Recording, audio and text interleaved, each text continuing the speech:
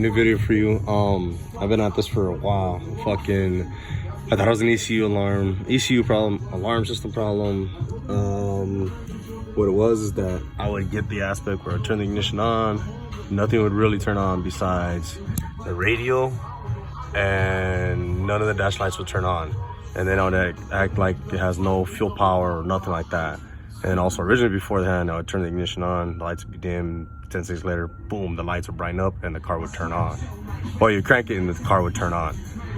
So what it came down to is on the 98s, the ignition switch probably integrates with the fuel systems. I wasn't able to find a harness system or a wiring diagram to tell me that, but it came down to is the ignition switch was the issue. So if you end up having an issue where the lights won't turn on, fucking starter cranks, and it just doesn't fire up, and you get no dash lights or nothing like that, it's not a computer problem, it's actually your ignition switch. So hopefully this helps you guys.